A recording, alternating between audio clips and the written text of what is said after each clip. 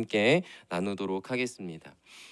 먼저 지난 시간에 하나님께서는 이미 오래전부터 이 왕정 시대가 이루어져 갈 것을 이미 알고 계셨고 준비하고 계셨다 말씀을 드렸습니다. 그래서 백성들의 요구에 어쩔 수 없이 왕정 시대를 시작하는 것이 절대 아니라는 것을 말씀을 드렸죠. 그래서 그 왕과 또 그의 백성들이 군사력도 아니고 사람도 아니고 어떠한 물질도 아니고 그들은 오직 하나님 한 분만을 의지해야 하고 또 하나님의 말씀을 붙잡고 그 말씀을 따라가며 살아가야 할 것을 하나님께서 명령하셨습니다. 그러니까 명령이라는 것은 선택사항이 아니라는 것을 이야기하는 것이죠. 반드시 그들은 그렇게 살아야만 하는 것입니다. 왜냐하면 오직 그 하나님 안에 하나님의 말씀 안에 그들이 누려야 할 진정한 구원 또 그들이 누릴 수 있는 완전한 기쁨과 승리와 소망이 있기 때문인 것입니다. 그리고 그것을 믿고 오직 하나님의 말씀을 붙잡고 의지하며 살아가는 자를 하나님께서는 겸손한 자라고 여기시면서 그를 높이시겠다 말씀을 해 오셨던 것이죠. 자, 그런데 여기서 우리가 한번 점검하는 것이 사무엘서의 중심 주제가 무엇이라고 제가 말씀을 드렸죠? 교만한 자는 낮추시고 겸손한 자는 높이신다라는 주제를 가지고 있다고 말씀을 드렸습니다. 그래서 오늘 본문에서는 이 주제에 대한 이 사무엘서의 첫 번째 스토리가 이제 등장을 하게 됩니다. 그것이 바로 엘리의 아들들과 사무엘에 대한 이야기예요. 우리가 이 성경의 처음을 살펴보면 2장에서 4장까지를 보게 될 때 아마 눈치가 다 있으신 분들이라면 바로 뭔가 느낌이 있다라는 것을 아실 수 있을 텐데 그 느낌은 무엇이냐면 계속해서 이 엘리의 아들들과 사무엘이 꽈배기처럼 반복되어서 나타나는 모습을 보게 됩니다. 그러니까 이 반복되는 구조 속에서 이 사무엘서의 기자는 교만한 자와 겸손한 자의 그 모습이 어떠한 차이가 있는지 또 그 모습 두 사람들의 그 결과는 과연 어떠한지를 극명하게 보여주고 있는 것이죠. 그런 상황에서 오늘 12절에 보면 엘리의 아들들이 먼저 등장해서 그들의 이야기가 시작이 됩니다. 12절에서 그 평가는 이렇습니다. 엘리의 아들들은 행실이 나빠 여호와를 알지 못하더라. 행실이 나쁘다라는 평가로 엘리의 아들들의 이야기가 시작이 됩니다. 그런데 이 행실이 나쁘다라고 하는 것은요, 사실 굉장히 순화된 번역이더라고요. 사실 이 행실이 나쁘다라고 하는 것을 히브리어로 일부러 말씀을 드리면 베네 벨리알이라는 히브리어예요. 여러분 이 방금 이 히브리어를 들었을 때 귀에 들리는 단어가 하나 있지 않으셨어요? 벨리알이라는 이야기를 하는 것이죠. 그리고 앞에 있는 이 베네는 무엇의 아들이라는 의미를 가지고 있어요. 그러니까 합치게 되면 이들은 어떤 사람들이다? 벨리알의 자식들이다, 아들들이다라는 이야기를 하는 겁니다. 그리고 그 성경에서는 이 벨리알의 아들이라는 의미는 결국 무엇을 나타내냐면 이들은 멸망의 자식이다라고 하는 뜻을 같이 계속해서 나타내 줍니다. 그런 상황에서 우리가 이전에 한번 되돌아보자면 한나가 1장에서 기도를 하잖아요.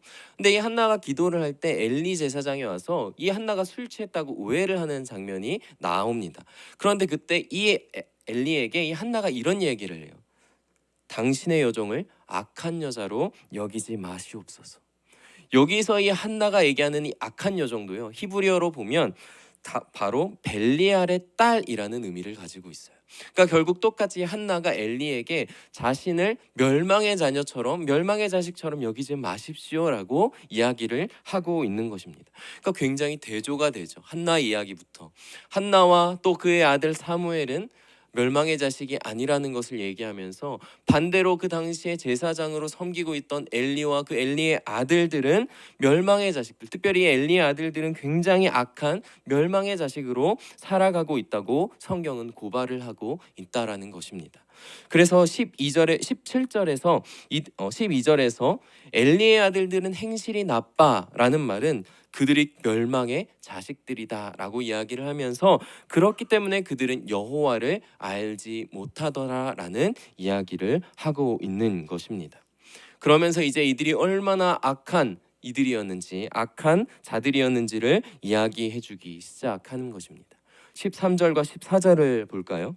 그 제사장들이 백성에게 행하는 관습은 이러하니 곧 어떤 사람이 제사를 드리고 그 고기를 삶을 때에 제사장의 사환이 손에 세 살 갈고리를 가지고 와서 그것으로 냄비에나 소대나 큰 소대나 가마에 찔러 넣어 갈고리에 걸려 나오는 것은 제사장이 자기 것으로 가지되 실로에서 그곳에 온 모든 이스라엘 사람에게 이같이 할 뿐 아니라. 여기 보면 이런 단어를 하나 쓰고 있어요. 관습. 여러분, 관습이라고 하는 단어는 보통 어떤 상황에 쓰이는 거죠? 오랫동안 지속되고 반복되어져 오는 것을 굉장히 통상적으로 모든 이들이 이것이 그냥 그렇다라고 생각할 될 정도로 여겨졌을 때 그것을 우리가 관습이라고 이야기를 하잖아요. 그렇기 때문에 지금 이들이 제사장의 권한을 남용해서 마음대로 그 죄물을 취하고 했던 그런 악행들이 굉장히 오랜 시간 되풀이되어져 왔다라는 것을 보여주고 있는 것입니다. 또 15절을 함께 보면 좋겠습니다. 15절. 자, 15절부터 우리 16절을 한번 보겠습니다. 기름을 태우기도 전에 제사장의 사환이 와서 제사를 드리는 사람에게 이르기를 제사장에게 구워 드릴 고기를 내라. 그가 내게 삶은 고기를 원하지 아니하고 날 것을 원하신다 하다가. 자, 16절 함께 읽겠습니다. 시작. 그 사람이 이르기를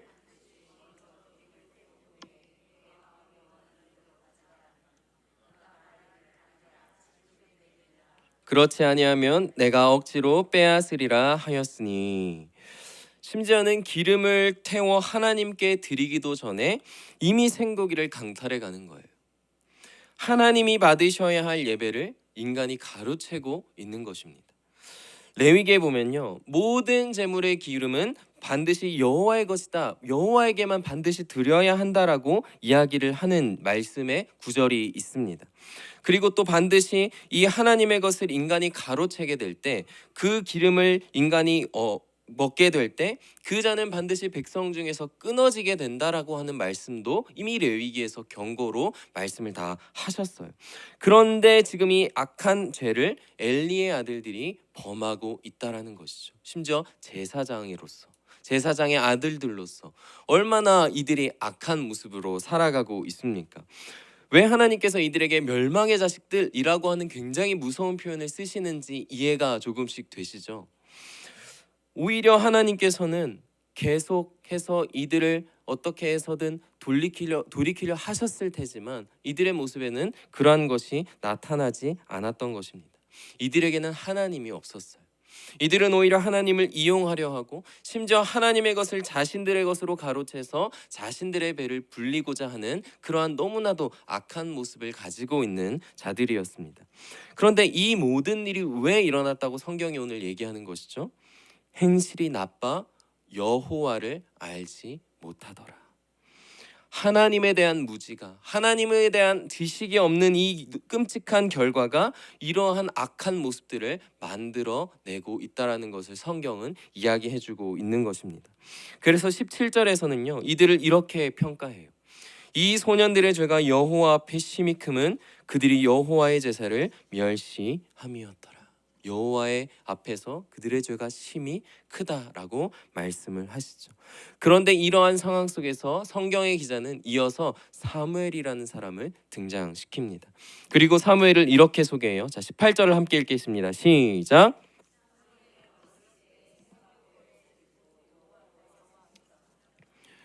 엘리의 아들들이 여호와를 멸시하는 자들이었다면, 그래서 계속해서 여호와의 어떠한 제사를 자신들의 것으로 가로채고 각한 죄악을 관습과 같이 끊임없이 되풀이하는 자였다면 사무엘은 여호와를 어떻게 해요? 섬기는 거예요. 다시 말해서 엘리의 아들들은 자신들을 하나님 위에 두는 교만한 자였다면, 자신들이 하나님보다 위에 있던 교만한 자들이었다면, 그래서 끊임없이 멸망으로 솟구쳐 떨어지고 있는 자들이었다면, 반대로 사무엘은 자기의 위에 하나님을 두고 그 하나님을 섬기면서 그 말씀에 따라 겸손한 자라는 것을, 그리고 그 겸손한 자로서 하나님의 손에 붙들려서 계속해서 위로 자라가고 있다는 것을 오늘 성경은 대조하면서 계속해서 보여주고 있는 것입니다. 그런데 여기서 사무엘은 왜 이렇게 높여져 가는 인생을 살아갈 수 있는지 그 이유를 보여주고 있어요. 어디에서 그 이유가 보여지고 있을까요? 바로 세마포 에봇이라는 단어에 그 이유가 다 들어가 있습니다. 여러분, 세마포 에봇은요, 아무나 입을 수 있는 옷은 아니었습니다. 이 세마포 이봇은 철저하게 훈련되어져 가는 사람, 훈련된 사람, 숙련된 사람이 입을 수 있는 옷이었어요. 그런데 어떤 훈련일까요? 하나님의 말씀을 읽는, 하나님의 말씀을 날마다 암송하고 배우며 깨달아가는 그러한 훈련. 그래서 엘리의 아들들은 여호와를 알지 못하는 자들, 하나님의 말씀에 관심이 없는 자들이었다면, 이 사무엘은 여호와 하나님의 말씀을 알아가며 그 말씀 위에서 계속해서 자라가고 있는 사람이었다라는 것을 계속해서 보여주고 있는 것입니다. 여러분, 혹시 옷이라고 하는 단어를 성경에서, 특별히 구약 성경에서 생각해 보자면 또 떠오르는 인물이 없으세요? 요셉이 있죠. 요셉은 어떤 옷을 입은 것으로 유명하죠? 채색 옷을 입은 모습으로 유명하잖아요. 여러분, 그런데 이 채색 옷이요, 많은 사람들이 그냥 막둥이라 예뻐서 입힌 옷이다, 그래서 그냥 그 사랑을 독차지하고 있는 의미로 그냥 보여주는 것이다 라는 것으로 생각할 때가 많이 있어요. 그런데요, 이 채색 옷도 그냥 그러한 개념의 옷이 아니라는 것입니다. 이 채색 옷도요, 이 요셉이 가정 안에서 아버지로부터, 어머니로부터 계속해서 말씀의 훈련을 받아 자라가고 있는 자녀였다라는 것을 보여주고 있는 것이었어요. 그렇기 때문에 이 요셉이 나중에 형들에게 팔려서 노예로 끌려가는 그 상황 속에서, 처절한 상황 속에서도 형통하였더라, 좌절하지 않고 끊임없이 이겨나가는 모습들이 그래서 나타날 수 있었던 것이죠. 그리고 젊은 혈기왕성한 청년이 보디발의 아내인 그 여인의 유혹을 이겨낼 수 있었던 이유가 다 그러한 데 있었다라는 것입니다. 어떻게 이 모든 일이 그냥 일어날 수 있겠어요? 요셉이 하나님의 말씀 위에 서 있었기 때문에 하나님께서는 그런 요셉을 말씀을 통하여서 인도해 가시고 훈련해 가셨던 것이에요. 그렇기 때문에 오늘 이 요셉과 또 특별히 이 사무엘이 무엇에 붙들려 살아가고 있는지, 그리고 그 말씀에 붙들려 살아가고 있는 인물들의 그 인생의 결과가 어떠한지가 너무나 잘 나타나고 있는 것입니다. 사랑하는 성도님들, 오직 하나님의 말씀 위에 세워져서 날마다 하나님을 더욱 알아가고 하나님과 가까워져 가고 그 하나님을 섬기며 참으로 거룩하고 복된 그러한 아름다운 형통한 삶을 살아가게 되시기를 주님의 이름으로 간절히 소망하고 축복합니다. 그리고 특별히 이번에 또 성경 공부를 수강하시는 우리 집사님, 권사님, 또 장로님들의 삶 가운데 또 이러한 놀라운 복이 이번 학기를 통하여서도 더욱더 풍성하게 나타나시기를 또 간절히 소망하고 축복합니다. 이어서 우리 말씀 19절을 보겠습니다. 그의 어머니가 매년 드리는 제사를 드리러 그의 남편과 함께 올라갈 때마다 작은 겉옷을 지어다가 그에게 주었더니, 한나가 매년 작은 겉옷을 지어다가 이 사무엘에게 가져다 줘요. 그리고 이 작은 겉옷을 사무엘은 에봇 위에다 걸쳐 입었겠죠. 에봇을 감추고 있는 거예요. 이것은 무엇을 이야기하냐면, 이 에봇을 입고 이 사무엘이 준비되어져 가고 있지만 아직은 때가 아니라는 거예요. 그렇지만 때가 되었을 때 사무엘은 제사장직을 승계받게 될 것이고 그때부터 하나님의 일을 하게 될 것이라는 것을 이 모습을 통하여서 넌지시 암시를 하고 있는 것입니다. 아직은 그때가 아니기에 잠시 감추고 있는 것이죠. 그렇다면 그때는 과연 언제일까요? 20절을 한번 보겠습니다.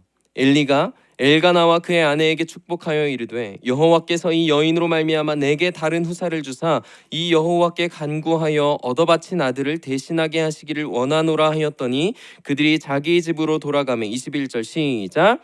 여호와께서 한나를 돌보시사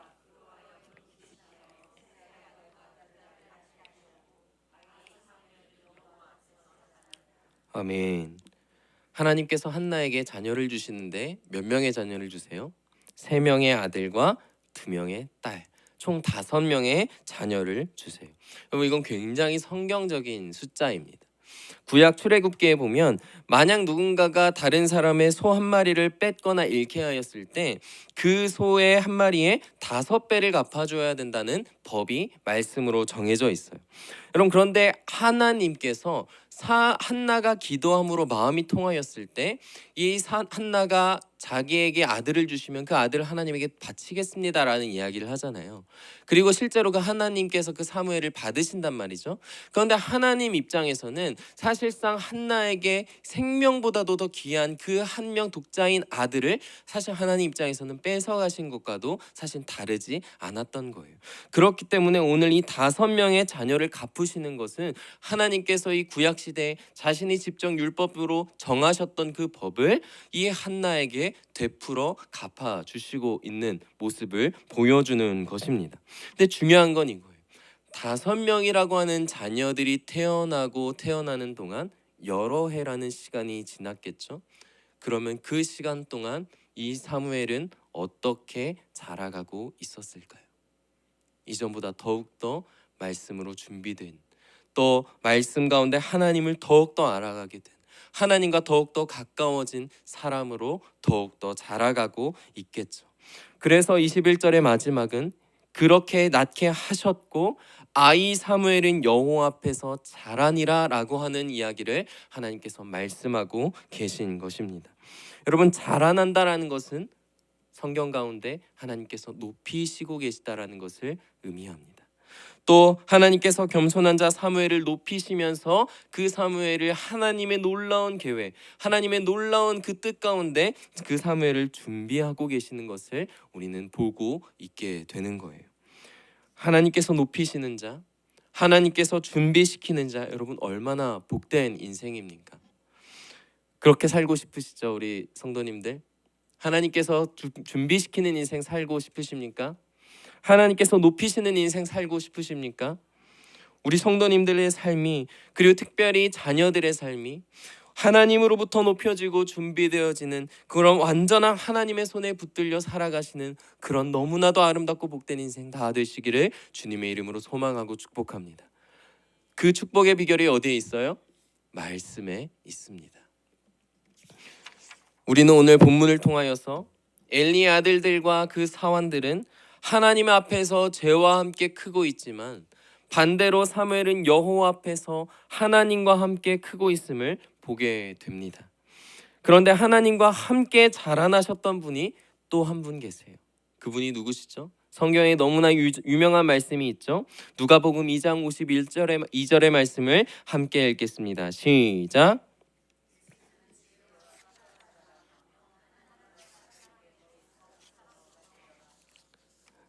아멘. 여러분, 왜 계속해서 자라난다, 사무엘도 자라나더라, 예수님도 자라가시더라, 왜 이러한 자라난다라는 표현을 성경에서 쓰고 있을까요? 여기는 구속사적인 이유가 있습니다. 월터 카이저라는 한 신학자가 이런 이야기를 했어요. 그런 이야기를 조금 각색해서 말씀을 드릴게요. 어느 날 씨앗 하나를 땅에 심는 거예요. 그 작은 씨앗을 하나 심어요. 그런데 어느 날 이제 그 씨앗이 어떻게 될까요? 싹을 틔우게 되겠죠. 그리고 그 튀어난 싹은 점점 자라가기 시작할 겁니다. 점점 자라가요. 1m, 2m, 3m 높게 자라가기 시작하고 나중에는 이 작았던 씨앗이 너무나도 풍성한 나무가 되고 또 그 나무에서 열매들이 자라기 시작할 겁니다. 여러분, 그런데 하나님께서도 처음 인류가 죄 앞에서 무너졌을 때, 그 죄로 인하여서 하나님과 단절되었을 때 하나님께서 씨앗 하나를 심으세요. 그 말씀이 어디에 있냐면 그 씨앗이 바로 창세기 3장 15절 원시복음이라는 곳에 있습니다. 이 말씀도 우리 한번 같이 읽어볼까요? 시작.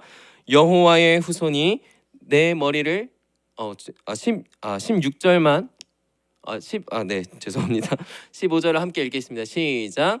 내가 너로 여자와 원수가 되게 하고 내 후손도 여자의 후손과 원수가 되게 하리니 여자의 후손은 내 머리를 상하게 할 것이요 너는 그의 발꿈치를 상하게 할 것이니라. 아멘.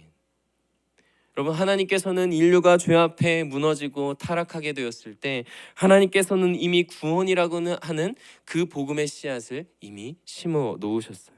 그리고 그 씨앗은 인류의 구원 역사를 위해 자라가기 시작합니다. 그런데 이 줄기가 자라나는 동안 몇 번이나 끊어질 뻔해요. 몇 번이나 없어질 뻔해요. 너무나 많은 이야기들 있지만 특별히 이스라엘 백성들이 출애굽해서 광야에서 가나안 땅으로 가는 도중에 첫 출애굽 1세대 백성들과 모세는 결국 죄로 인하여서 가나안 땅에 들어가지 못하게 되고 모두 다 광야에서 죽어야만 하는 끔찍한 결과에 당하게 되죠. 끊어질 뻔하는 거예요. 그런데 하나님께서는 여호수아라고 하는 사람을 통해 여호수아와 출애굽 2세대의 백성들이 결국 가나안 땅에 들어가서 그곳에서 하나님의 나라를 세워가게 되는 그러한 놀라운 역사가 다시 이어져 가게 하십니다. 또 오늘 이 사사시대에서는 이 하나님의 말씀으로 그 점점 꺼져가는 등불이 사무엘을 통해서 다시 한번 왕정시대로 이어져 가게 하심으로 계속해서 구원의 계획이 이루어져 가게 하십니다. 이후에도 몇 번이나 이 백성들이 범죄함을 통하여서 분열하게 되고 멸망하게 되고 끊임없이 이 끔찍한 죄악의 결과에 처참한 광경으로 넘어져 가게 되지만 그러한 상황 속에서 하나님은 이 구원의 줄기를 끊으시지 않으시는 거예요. 그리고 결국에는 그 줄기, 특별히 사무엘을 통해 기름 부어 세운 왕 다윗과 그 다윗의 집안을 통하여서 진정한 왕이시고 진정한 구원자이신 예수 그리스도께서 이 땅 가운데 오시게 하시는 것입니다. 그리고 그 예수 그리스도를 통하여서 하나님은 결국 이 땅 가운데 교만한 죄인들을 위한 구원이라는 놀라운 은혜를 허락해 주시는 것입니다. 사랑하는 성도님들, 지난번에도 말씀드렸던 것처럼 여러분, 우리가 바로 엘리의 아들들과 같은 교만한 멸망의 자식들이었던 존재입니다. 여전히 우리는 지금도 매 순간 교만해지기 일쑤입니다. 하나님 중심이 아니라 자꾸만 내 중심으로 바꾸고 살아가려 하죠. 그래서 내가 하나님을 섬기는 것이 아니라 하나님을 이용하려 할 때가 너무나도 많습니다. 자꾸만 내가 하나님보다 위에 있으려고 할 때가 나의 삶 가운데 여전히 나타납니다. 그런데 그런 우리를 위해 하나님은 예수 그리스도를 보내주셨고 예수 그리스도를 통해 구원의 역사가 자라나게 하셨고 때가 되었을 때 주님은 우리를 위해서 예수 그리스도께서 대속의 제물이 되심으로 우리의 삶 가운데 구원의 역사를 허락하여 주셨습니다. 그 은혜가 있기 때문에 우리는 여전히 교만한 자임에도 불구하고 멸망당하지 않는 것입니다. 계속해서 겸손한 자이신 예수 그리스도를 우리가 닮아가면서 하나님과 함께 살아가는 거룩하고 복된 인생이 되어져 가는 것입니다. 아니, 이미 된 것이죠. 멸망의 자식이었던 우리의 인생을 구원하시고 바꾸신 주님을 바라보며 말씀을 따라 겸손한 인생 살아가시는, 그리고 그 안에서 놀라운 구원의 복음을 누리며 살아가시는 복되고 지혜로운 우리 모든 성도님들의 삶이 다 되시기를 주님의 이름으로 소망하고 축복합니다. 기도하겠습니다.